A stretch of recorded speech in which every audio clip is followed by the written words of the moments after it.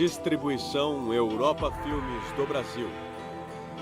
Versão brasileira Lipsyn, São Paulo. História das religiões.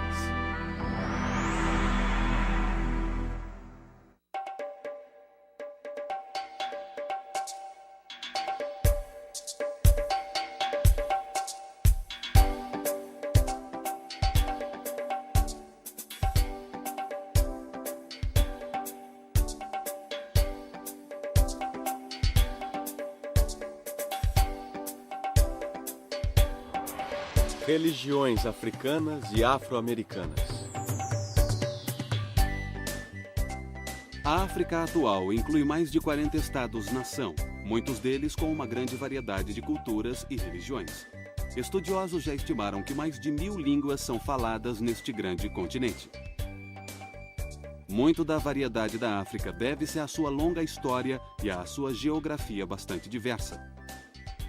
Há 4 grandes desertos na África: o Kalahari, no sudoeste, o da Líbia, no norte, o da Núbia, no nordeste, e o Saara, que se estende do rio Nilo, no leste, até o Oceano Atlântico, no oeste. Só o Saara cobre 8.600.000 km², quase um terço da África. Nômades e tribos de pastores há muito tempo vivem nessas áreas desoladas. Mas a África também possui inúmeras selvas, vastas campinas e montanhas majestosas. Muitos rios serpenteiam pelo seu solo. O rio mais extenso da África e também do mundo é o Nilo, que percorre mais de 6.000 quilômetros desde o Lago Vitória até o Mar Mediterrâneo. Às margens desse antigo rio, faraós construíram suas tumbas e acredita-se que Moisés foi tirado de suas águas. A civilização africana muito foi moldada por uma grande migração de pessoas por estas águas, vindas de outros continentes e outras culturas. É uma grande combinação de sociedades moldadas por uma enorme variedade de influências. As religiões africanas são tão diversas quanto suas culturas. Mas também houve influências unificadoras, principalmente do cristianismo e do islamismo. Na última década do século XX, a configuração religiosa da África incluía mais de 300 milhões de cristãos e pouco menos de 300 milhões de muçulmanos. Existem cerca de 70 milhões de seguidores de religiões tradicionais africanas e cerca de 1,5 milhão de hindus. De 30% a 40% dos africanos praticam as religiões nativas ou o que os historiadores geralmente chamam de religiões tradicionais africanas. As crenças nativas sobreviveram ao se misturar com o cristianismo e com o islamismo. Essa mistura ou combinação é chamada de sincretismo, um fenômeno comum na história das religiões e das culturas. As religiões tradicionais africanas continuam presentes entre as sociedades étnicas que os historiadores chamam de povos tradicionais. Essas sociedades se concentram na região subsaariana, próximas ou abaixo do Equador. As religiões tradicionais africanas tendem a se estruturar mais em performances dramáticas do que em discursos filosóficos. As performances dramáticas tendem a ser sensuais.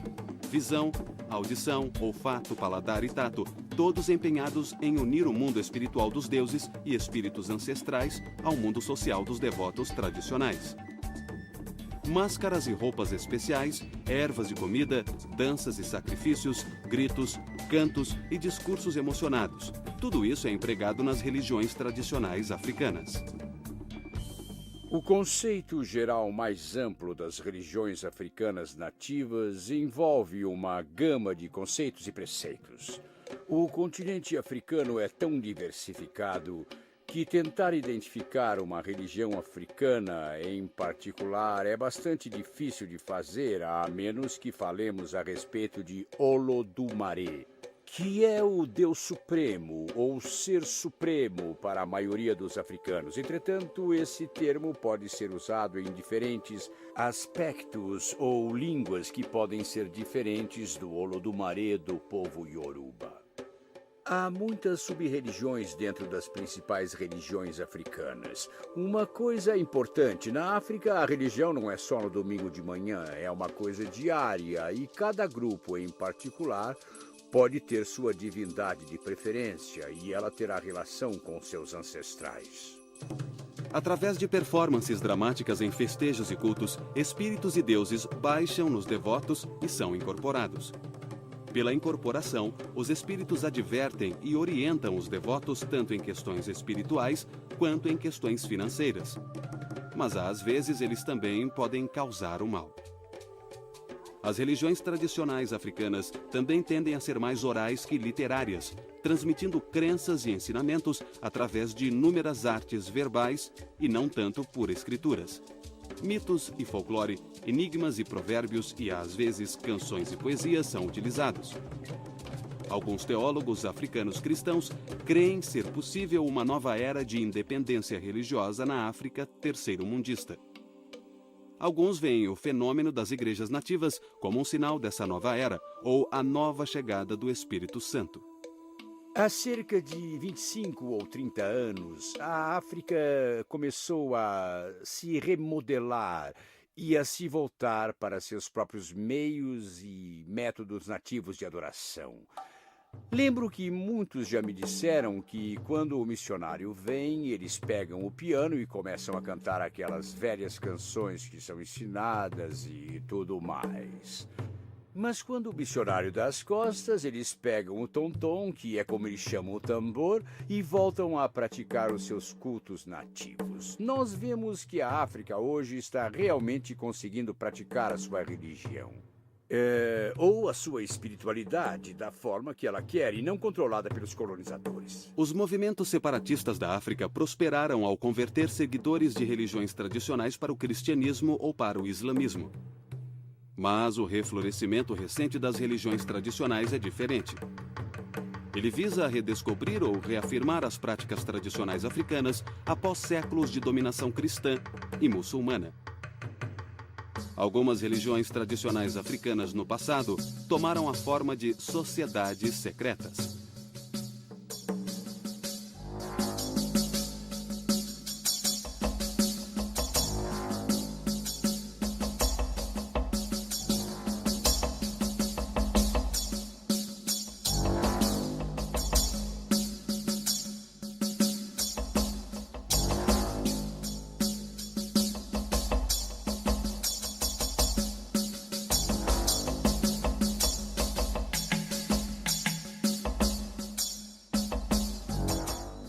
Hoje, as sociedades secretas da África se tornaram outro elemento dos movimentos neotradicionais.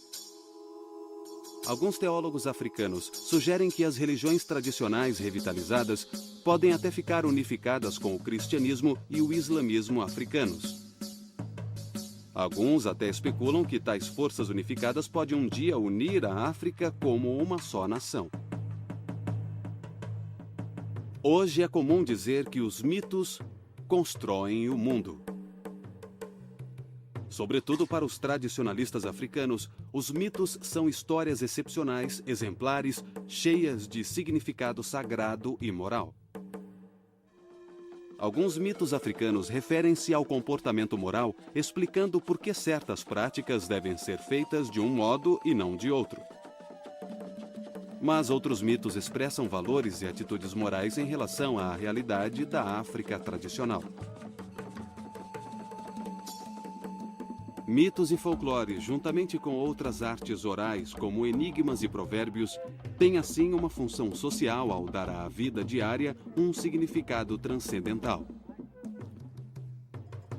Apesar de gerações em contato com outras religiões dominantes, os iorubás conseguiram preservar virtualmente intactos os mitos tradicionais que há muito compõem suas práticas religiosas. O povo iorubá é um dos grupos religiosos mais numerosos no oeste da África, chegando a 15 milhões de pessoas. Embora habitem a maior parte da Nigéria, os iorubás também habitam regiões que vão do Benin até o rio Níger. Os iorubás não são meramente uma tribo. Eles já foram uma civilização próspera dedicada à lavoura e ao engenho. A religião iorubá é geralmente associada ao politeísmo. Mas tal associação ignora totalmente a natureza da religião iorubá, assim como seus mitos, seu folclore e seus rituais. A religião iorubá de fato abrange um conjunto de divindades, mas todas elas são manifestações de uma divindade suprema. A estrutura Ifá, Orixá ou o panteão começa com o Olodumare, que é traduzido como o controlador do universo. Essa entidade seria conhecida como nosso Ser Supremo. A partir dessa entidade, nós temos os orixás. Esses seres divinos são várias expressões do Ser Supremo, que foram encarregados pelo Ser Supremo de criar o mundo. Essa versão comum do mito da criação dos Yorubás nos revela algo sobre a relação entre o Olodumare e as divindades menores chamadas de orixás. Cada orixá é uma representação ou manifestação do poder de Olodumare, mas nenhum deles é Olodumare. Somente Olodumare é supremo. As outras divindades exercem um papel muito importante. Elas são mais atuantes nas questões humanas. E o Ser Supremo é meio que representado por essas outras divindades. E cada uma tem seu próprio altar, tem seu próprio sacerdócio, seu próprio conjunto de tabus e objetos sagrados, locais sagrados, e controla aspectos específicos do comportamento humano ou de todos os nossos problemas globais. E isso praticamente não existe nas religiões tipicamente ocidentais.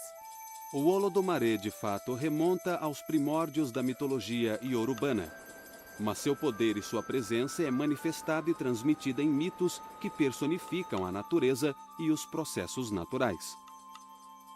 A terra, os rios, lagoas e oceanos, tudo é respeitado como pessoas ou deuses. Às vezes, o Olodumare é até mesmo retratado como uma pessoa importante que viveu há muito tempo. O orixá Nilá, também chamado de Obatalá, é uma manifestação de Olodumare. Esse orixá, ou deus menor, é o criador, o modelador das formas humanas. Embora Obatalá geralmente seja andrógeno, ele é mais frequentemente descrito como homem. Ele é o criador dos bebês no útero. Ele até mesmo cria os deformados e desfigurados. Portanto, zombar de tais criaturas desafortunadas é zombar do próprio Obatalá. Não está totalmente clara qual é a relação entre Obatalá e os outros orixás, mas de acordo com a mitologia iorubana, existe aparentemente uma hierarquia de orixás. Alguns têm sua origem no próprio Olodumare. De acordo com a primeira versão do mito da criação, esses orixás originalmente habitavam os céus com Olodumare e eles auxiliam Obatalá em seu trabalho de criação. Esses orixás também são divindades primordiais. Entre eles estão Exu, Xangô, Ilê e Olum-Milá. Olum-Milá também leva o título de Babalaô, o pai dos mistérios. Ele é enviado por Obatalá para dar orientação. Exu, outro orixá primordial, é representado na mitologia iorubana como o brincalhão. O brincalhão ou travesso aparece em muitas mitologias tradicionais africanas. Os muçulmanos e os cristãos geralmente associam Exu com Satanás, o acusador ou enganador. A associação não é de todo enganosa, porque Exu desafia e põe à prova. Ele também tem grande conhecimento dos desejos secretos e do destino dos devotos. Exu é o senhor de todas as decisões, porque decisões são realizadas numa encruzilhada. Isso significa que você pode ir por um caminho ou por outro. Então, Exu é o orixá a quem o devoto deve apelar para ter orientação e clareza na hora de tomar decisões. Exu provoca brigas e mau comportamento entre as pessoas para suscitar a virtude entre elas. Dessa forma, ele acaba suscitando a ordem moral e a digressão religiosa. Ele é muitas vezes representado com formas humanas, com chifres na cabeça e com uma clava ou faca ao lado. Às vezes ele é um homem pequeno que, embora cheio de pompa, também tem consciência de sua baixa estatura. Em algumas tradições, Exu é representado por um falo. Nos mitos iorubanos, ele quase sempre traz calamidade.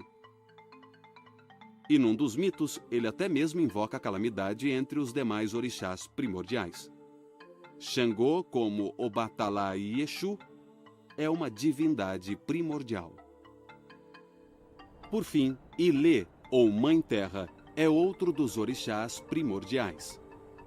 Acredita-se que, ao nascer, nós repousamos nela, e, ao morrer, retornamos a seu ventre. E em cada refeição, os ancestrais que habitam nela são honrados com algumas gotas de bebida jogadas no chão. Ogum, a divindade da guerra, é o patrono do ferro. Habita às margens da sociedade. Ele é o patrono da caça e das florestas. Ogum é inovador e sabe o que está acontecendo em outras sociedades. Ele se comunica com os espíritos dos céus, das selvas, dos pastos e da tecnologia. Dizem que, onde dois pedaços de ferro são unidos e seu nome é invocado, Ogum estará lá.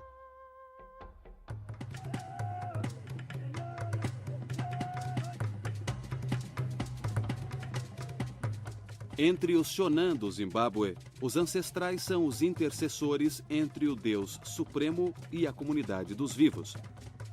Os Shonan acreditam que o Deus Supremo é um ser metafísico que não interage diretamente com a comunidade humana. As relações espirituais entre deuses e humanos ocorrem através dos ancestrais, que, como espíritos, podem se comunicar com o Deus Supremo.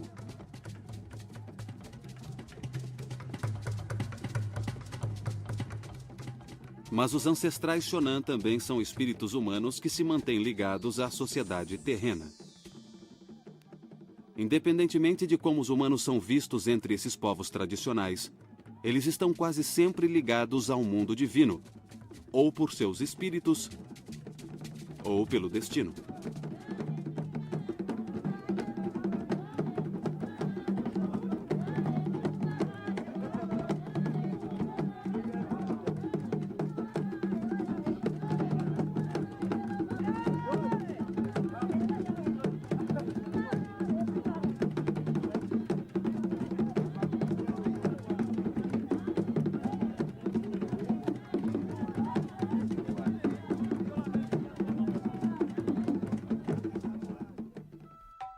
A devoção aos ancestrais implica em interdependência, porque os ancestrais fazem a mediação entre a vida da comunidade com a vida divina.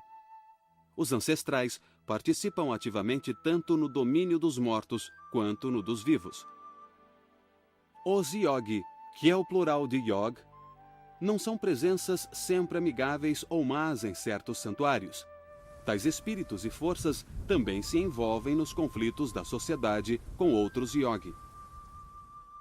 Alguns desses Yogi podem trazer calamidade, principalmente doenças. Os Acholi praticam rituais para apaziguá-los ou expulsá-los, às vezes através de provações longas e torturantes. Os rituais de cura dos Acholi envolvem primeiro um curandeiro, um adivinho, que verifica uma doença como sendo causada por um Yogi. Junto a assistentes e à família, o curandeiro e seus auxiliares cantam canções Yog. Tambores e chocalhos são usados para soar vários ritmos. No processo, às vezes o Yog possui o curandeiro, fazendo com que ele ou ela se agitem violentamente. Se isso acontece, o ritual para. O curandeiro então chama alguém com mais experiência, autoridade e força para dar continuidade ao tratamento.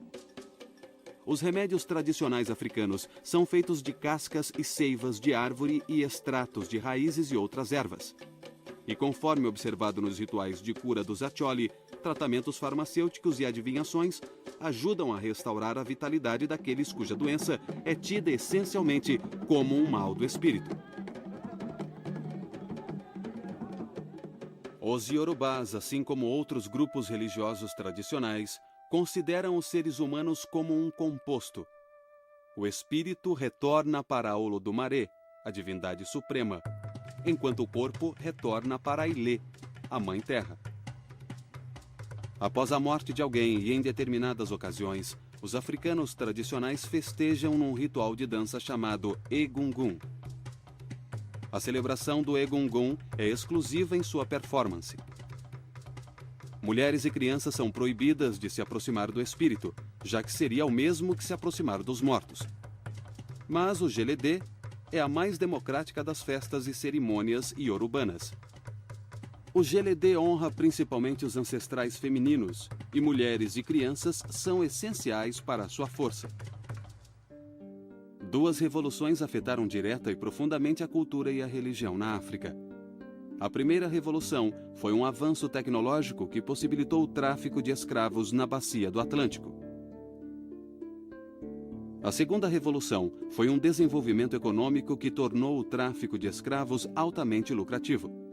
Cerca de 10 milhões de africanos foram levados para as Américas nos séculos seguintes, e suas religiões tradicionais foram com eles. Quando os africanos foram trazidos para as Américas e escravizados, foram esses mesmos sacerdotes e sacerdotisas, agindo em segredo, agindo como médicos, por um lado, que conseguiram também manter essa identidade viva. E eles conseguiram transmitir uma força espiritual, uma energia que permitiu que as pessoas sobrevivessem àquelas circunstâncias devastadoras. Com a invenção de navios à vela que navegavam a Abolina e com a melhoria dos mastros e da força de tração, os portugueses no início do século XV conseguiram navegar para o sul, até o Senegal, no noroeste da África, e ainda voltar para o norte. Isso abriu uma rota definitiva da Europa para a África subsaariana. Uma segunda revolução estimulou o tráfico transatlântico de escravos quando os portugueses exportaram o sistema de plantação mediterrâneo para a bacia do Atlântico Sul. Isso revolucionou a economia da produção de açúcar. Quando os dirigentes da Companhia Holandesa das Índias Ocidentais expandiram esse sistema pelo Caribe e pela América do Norte, seguiu-se uma explosão de demanda por mão de obra, principalmente mão de obra escrava. Por causa da demanda crescente por açúcar na Europa, as terras para a produção de açúcar tiveram que se expandir para além das pequenas fazendas do Mediterrâneo. O sistema de plantação, que originalmente era um sistema de capital, agora se tornava um sistema de investimento em terras, processamento industrial, trabalho escravo e sistema gerencial rígido. Os escravos eram comprados e vendidos como bens ativos no Mediterrâneo, uma área controlada principalmente por muçulmanos e cristãos. A navegação entre Portugal e África Ocidental agora abria definitivamente o tráfico de escravos na região subsaariana aos primeiros capitalistas europeus. A prática da escravatura estava agora completamente difundida. Os portugueses foram os primeiros a espalhar a prática pela bacia do Atlântico e foram os primeiros a suprir o sistema americano de produção de açúcar com escravos africanos. O sistema de plantação do Brasil e do Atlântico Sul tornou-se o modelo para a produção de outras mercadorias. No sul da América do Norte, o sistema de plantação foi copiado na produção de tabaco na Virgínia, na produção de arroz e de anil na Carolina do Sul e na produção de algodão em outras áreas a leste do Mississippi. Tudo isso exigia mão de obra barata para suprir o consumo e a demanda na Europa. E a resposta foi o tráfico transatlântico de escravos africanos. Dos cerca de 10 milhões de escravos que chegaram às plantações nas Américas entre 1502 e 1860, entre 500 mil e 700 mil foram trazidos para a América do Norte. O restante ou foi para a América Central ou para a América do Sul. Cerca de 30 a 50 milhões de outros africanos morreram ou durante a travessia do oceano ou enjaulados em portos de navios negreiros na África, ou em guerras tribais africanas causadas pelas influências maléficas do tráfico escravista. Os primeiros escravos africanos foram exportados inicialmente do oeste da África, mas os portugueses, os espanhóis e principalmente os holandeses logo estariam chegando também à África Central. As religiões tradicionais africanas são fundamentadas em rituais que visam a algum favor, vantagem ou orientação dos espíritos ancestrais. O aspecto performático da religião na África inclui muitos fenômenos relacionados à magia, como encantos, amuletos, santuários, adivinhações e possessões espirituais. Na verdade, tais fenômenos mágicos caracterizam as religiões africanas tanto quanto as artes orais que comentamos antes. As funções dos encantos e amuletos na África estão relacionadas a poderes, espíritos, divindades menores e fantasmas. Este fetiche africano, que se chama camise na língua africana, representa uma figura de poder. Ele é reverenciado como uma pessoa, não como uma escultura. E ele é usado para vários métodos de cura, de vingança, seja de que natureza for. Note que há lâminas enfiadas no fetiche e também alguns pregos. Bem antes que os colonos chegassem, os africanos usavam lâminas. O mesmo tipo de lâmina colocada nas lanças era usado para colocar no fetiche. Para dar um bom exemplo, se eu sou o curandeiro, sou o chefe espiritual que faz todas as curas na aldeia, e um dos aldeões chega a mim e me diz: escuta, estou com uma dor aqui do lado, eu, como chefe espiritual, o curandeiro, pego e enfio um prego ou uma lâmina neste objeto aqui, exatamente onde a pessoa está se queixando de dor. Aí esse objeto, esse fetiche, esse camise absorve toda a dor. E a pessoa volta depois e diz ao curandeiro ou ao chefe espiritual: olha, eu fiquei bom, estou curado. Então, todas essas lâminas que você vê representam o número de vezes que as pessoas vieram ao chefe espiritual para serem curadas. Os tradicionalistas africanos vivenciam a religião como um encontro com forças e presenças estranhas, tanto humanas quanto espirituais. E muitas dessas forças podem ameaçar o bem-estar da comunidade e de indivíduos. O infortúnio também pode ser entendido como obra de espíritos benevolentes que podem infligi-lo, cumprindo seu papel de guardiões da tradição. Muitos infortúnios também podem ser atribuídos ao poder da bruxaria. Entre os balubás, a feitiçaria geralmente é uma pessoa estranha, calada ou antissocial. Ela ou ele pode viver nos arredores da aldeia. Acredita-se que pessoas assim vivam acompanhadas de forças que podem corromper e destruir. O controle de tais forças exige remédios fortes e curandeiros especialistas que consigam encontrar e destruir espíritos maléficos ou ao menos estabelecer uma trégua com eles. Elementos das religiões tradicionais africanas foram inicialmente exportados do oeste da África para o Brasil no século XVI. Mas eles não prosperaram até a metade do século XIX. Muitos cultos tradicionais africanos se enraizaram. Os diversos cultos brasileiros dão ao médium espiritual um papel essencial, com ênfase especial na possessão de espíritos e na adivinhação. A adivinhação invoca a ajuda do mundo espiritual para aqueles que sofrem com infortúnios no mundo dos vivos. É um aspecto sólido da mediunidade, e no Brasil a adivinhação continua ligada profundamente a funções similares na África. Os cultos afro-brasileiros, como as religiões tradicionais da África, dão grande ênfase à performance como falas e danças, tambores e sacrifícios. As cerimônias são dramáticas, coloridas e exaltadas. Elas evocam os poderes milenares e a presença de divindades e santos. Os afro-brasileiros nem sempre foram apoiados ou encorajados a praticar abertamente sua religião tradicional. Suas práticas religiosas foram proibidas e perseguidas. Por precaução, o sincretismo dos orixás com os santos católicos deu a elas uma certa legitimidade entre a população predominantemente católica do Brasil. Os afro-brasileiros, na verdade, ficaram à margem das elites governantes em nível regional e nacional, no Brasil e em outras regiões.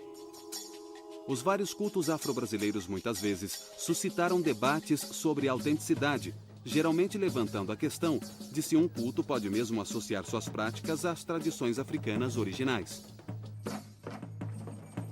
Entre os cultos do Caribe que ganharam a atenção dos historiadores religiosos, nenhum é mais estudado do que o voodoo haitiano.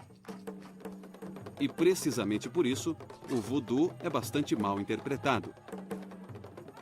Assim como nos cultos brasileiros, aqueles que praticam o voodoo são descendentes de povos do oeste africano. O voodoo é principalmente associado com os haitianos e com os crioulos de Nova Orleans. É uma mistura de religiões tradicionais africanas e práticas católicas romanas. Quando os africanos chegaram aqui, a maioria desembarcou no porto de Nova Orleans e em Charleston, Carolina do Sul. Aqueles que chegaram em Nova Orleans e Charleston, na Carolina do Sul, vieram direto da África. Todos os demais vieram das ilhas. Eles haviam sido doutrinados ou domados nas ilhas ou no Caribe através das Índias Orientais. Mas os que chegaram em Charleston, os que chegaram em Nova Orleans, vieram direto da África. Por essa razão, você tem na Carolina do Sul e em Nova Orleans, naquela região, muitos e muitos sinais da religião africana nativa do Vodum. Vodum é a adoração de divindades africanas tradicionais do antigo povo Fon, que pertencia ao reino de Daomé, que hoje é o Benin. E o seu sistema se desenvolveu no Haiti como o Vodum haitiano. Há algumas pequenas práticas individuais derivadas do Vodum que chegaram na região sul dos Estados Unidos devido ao tráfico escravista, através de duas cidades principais, uma é Nova Orleans e a outra é Virgínia. Mas elas não se desenvolveram na religião propriamente dita. Ficaram mais no nível do ritual individual, em que as pessoas faziam determinadas coisas que eram parte da religião, mas as divindades, em termos de como eram adoradas no Haiti, não vieram a este país para ficar muito tempo. No voodoo haitiano, o princípio controlador é o Loa, uma classe de espíritos, manifestações, forças e entidades espirituais. A relação entre os devotos e o Loa é performática, dramática e mágica. Exatamente como era nos cultos dos ancestrais na África.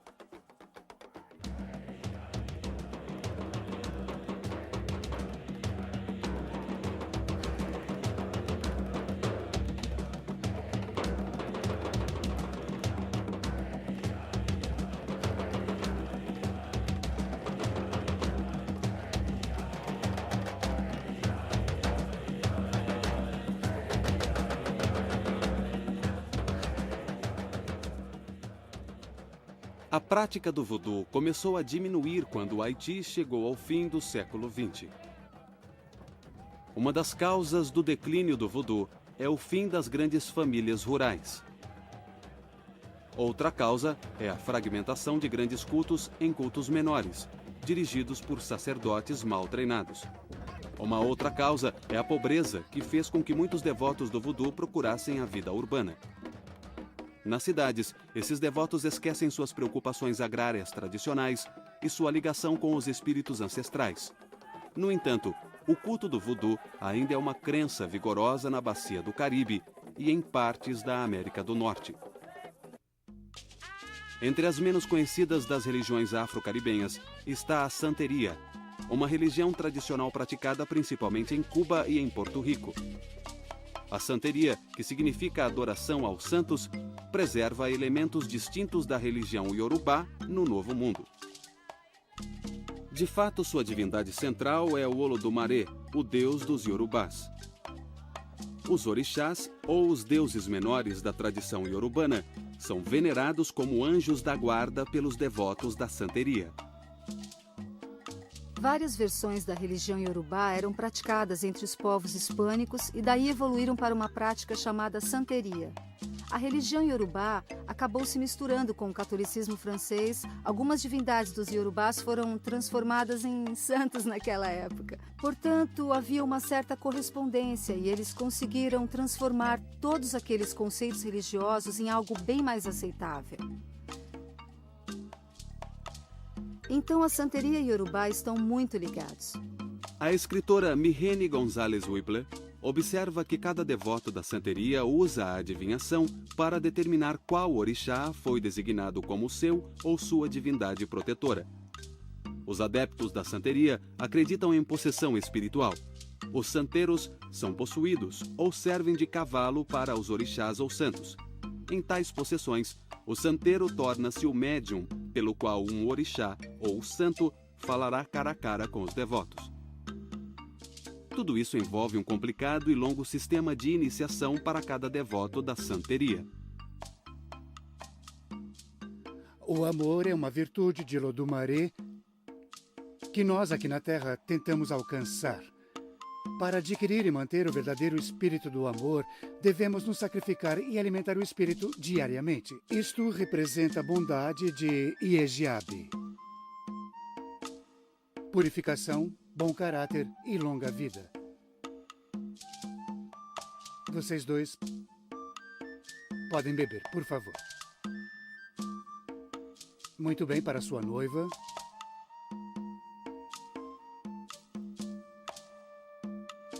Anje, Anje Mai. Anje, Anje Mai. Anje, Anje, Anje, Anje. Tudo bem. Antes de sairmos, você pode beijar a noiva.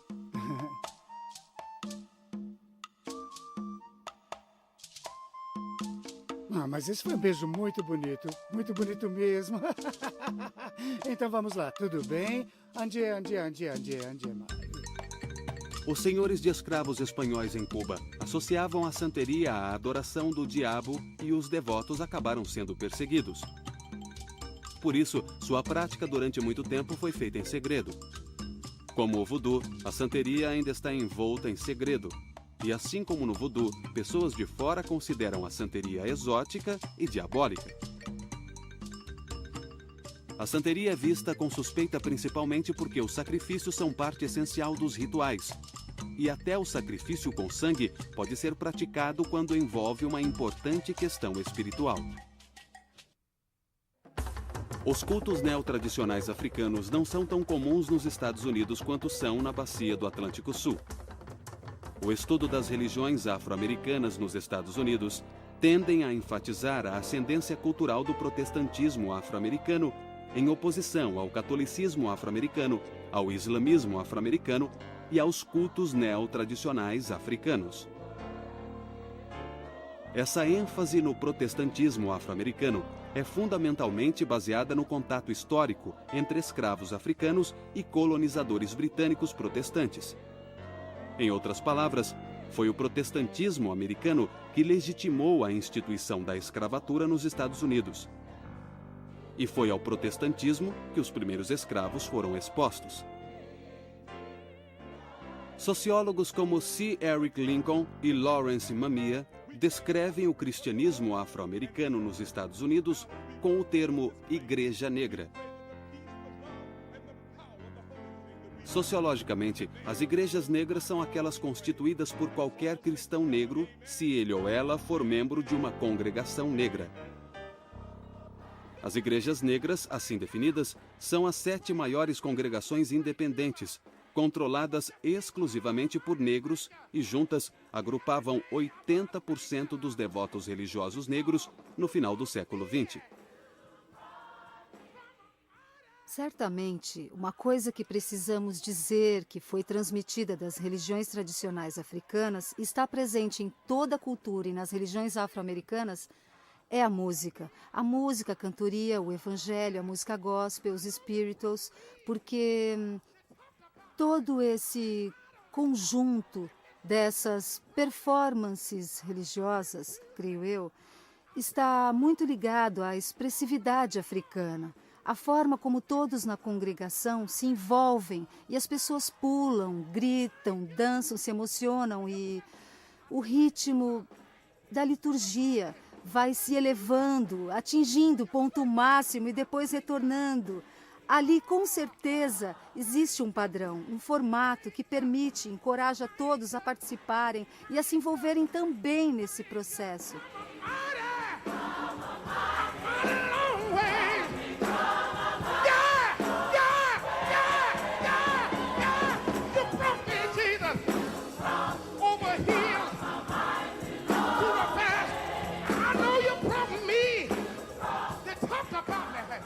Embora as igrejas afro-americanas sejam identificadas com as seitas protestantes, Lincoln e Mamiya sugerem que elas também têm relação com as religiões tradicionais africanas de uma forma conceitual e moral. Eles explicam a relação em termos do que chamam de cosmos sagrado negro, que é um universo paralelo ao cristianismo europeu.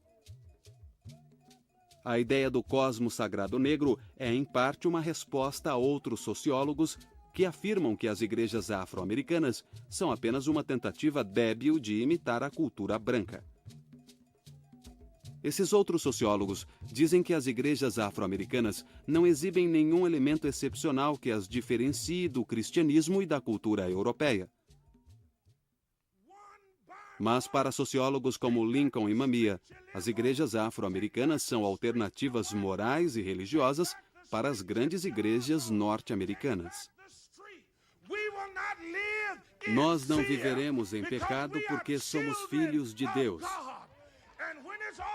E quando tudo isso aqui acabar, quando a noite não mais se projetar sobre nós, quando nós não mais estivermos às margens deste rio, poderemos declarar como Martin King declarou: finalmente livres, finalmente livres. Graças a Deus Todo-Poderoso, finalmente livres. As igrejas afro-americanas tendem a ser evangélicas. Para tais igrejas, a pregação tende a se basear em histórias bíblicas, tanto das escrituras hebraicas quanto do evangelho cristão. E busca converter os descrentes ao cristianismo. Ideias como santidade e santificação são frequentemente usadas para descrever tal forma de pregação. Música gospel e pregações carismáticas são parte proeminente de sua vida religiosa. Os ensinamentos sociais das igrejas afro-americanas tendem a ser igualitários. Na verdade, a ênfase igualitária identifica fundamentalmente os ensinamentos sociais das igrejas afro-americanas. Tal ênfase talvez nunca tenha sido tão evidente como no movimento pelos direitos civis na década de 60. Mas os sociólogos Lincoln e Mamiya sustentam que a influência das igrejas afro-americanas é mais evidente não no ativismo pelos direitos civis, mas sim na influência interna da própria cultura afro-americana. Com a Revolução Cultural nos anos 60 e começo dos 70, as igrejas afro-americanas começaram a examinar suas possíveis ligações com as religiões tradicionais africanas. Existe um ressurgimento. Eu gosto de usar a palavra renascença. Há uma renascença de religiões africanas ocorrendo exatamente neste momento.